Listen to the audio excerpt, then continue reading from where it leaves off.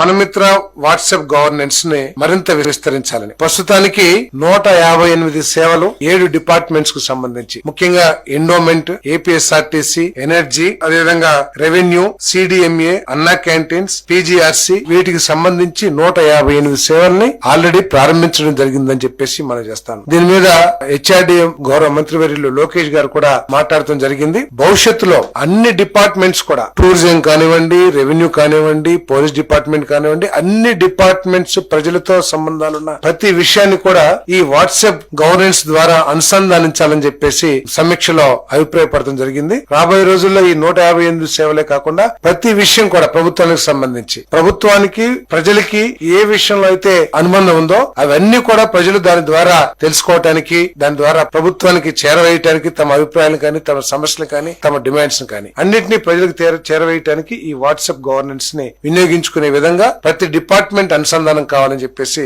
స్పష్టంగా తెలియజేయడం జరిగిందని చెప్పేసి మనం చేస్తాం. అదేవిధంగా ఒక యాప్ తయారు చేసి ప్రజల అభిప్రాయాన్ని కూడా ఈ వాట్సాప్ ద్వారానే ప్రభుత్వానికి చేరవేసే విధంగా వాళ్ళ సంతృప్తి కానివ్వండి, వారి అసంతృప్తి కానివ్వండి అన్ని కూడా ఈ వాట్సాప్ యాప్ ద్వారా తెలియజేయటానికి కూడా తగు చర్యలు తీసుకోమని చెప్పేసి కోరటం జరిగింది. ఎంత మైన్యూట్ గా ముఖ్యమంత్రి గారు లోకేష్ గారు చర్చించారంటే ఆఖరికి ఆర్టీసీలో సీట్స్ బుకింగే కాకుండా బస్సు ఎక్కడుంది, ఏ సమయానికి ఏ గ్రామంలో ఉంది అవన్నీ కూడా తెలుసుకోవటానికి మరి ఈ వాట్సాప్ గవర్నెన్స్, అదేవిధంగా సర్టిఫికేట్ సంబంధించి ప్రతి సర్టిఫికేట్ కూడా అంటే అథారిటేటివ్ గా వచ్చే విధంగా తగు చర్యలు తీసుకోవాల్సిందిగా అన్ని డిపార్ట్మెంట్స్ కూడా ఆదేశించడం జరిగిందని చెప్పేసి నేను మనం చేస్తాను. అంతేకాకుండా వాయిస్ ఎనేబుల్డ్ సేవలను కూడా అభివృద్ధి చేయాలని సూచించడం జరిగింది. ఇదంతా కూడా అంటే చాలా మంది గ్రామాల్లో వారికి వాట్సాప్ యాప్ ని వాడతాం కానీ లేకపోతే ప్రభుత్వం డెవలప్ చేసిన యాప్ ని వాడతాం రాకపోతే వాయిస్ ఎనేబుల్డ్ సేవలను కూడా అభివృద్ధి చేయాలని చెప్పేసి ముఖ్యమంత్రి గారు సూచించడం జరిగిందని చెప్పేసి మనం చేస్తా ఉన్నాను. చూసారు కదండి. మరి ఈ వీడియో కనుక మీకు నచ్చినట్లయితే ఒక లైక్ కొట్టేసి